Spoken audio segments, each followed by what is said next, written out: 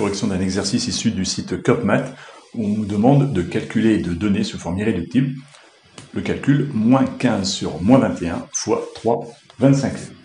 La première chose est d'observer qu'on a deux nombres en écriture fractionnaire, moins 15 sur moins 21 et 3 25e, et que l'opération entre les deux fractions est une multiplication. Il s'agit donc de retrouver la stratégie pour multiplier deux fractions. Vous devez savoir, c'est du cours, que pour multiplier deux nombres en écriture fractionnaire, il faut multiplier leur numérateur entre eux et multiplier leur dénominateur entre eux. C'est donc ce que nous allons faire. Cela me donne donc moins 15 multiplié par 3 divisé par moins 21 multiplié par 25. Et attention, là il y a deux choses à faire absolument avant d'effectuer le produit.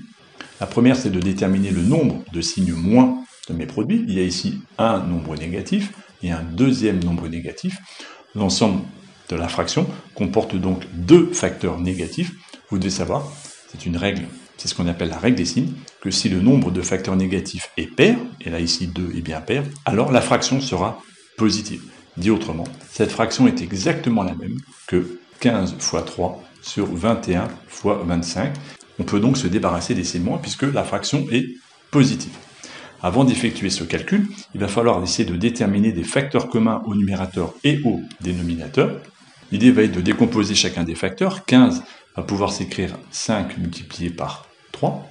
3, on va le laisser tel qu'il est. Au dénominateur, 21 va pouvoir s'écrire 7 multiplié par 3. Et enfin, 25 peut s'écrire 5 fois 5. Cette étape-là est indispensable puisqu'elle va nous permettre de simplifier la fraction. On voit qu'il y a un 3 en facteur au numérateur et un 3 en facteur au dénominateur, on va pouvoir simplifier par 3. On voit qu'il y a un 5 en facteur au numérateur et un 5 en facteur au dénominateur, on va pouvoir simplifier par 5. Et au final, cette fraction est égale, il reste 3 au numérateur et au dénominateur, il reste 7 fois 5, 35. Le résultat final est donc 3 35e.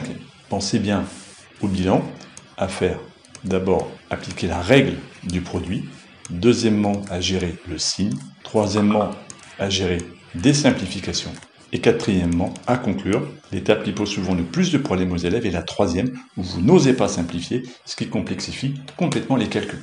Retrouvez d'autres exercices équivalents à celui-ci générés aléatoirement avec leur correction sur le site copmat.fr. Bon courage.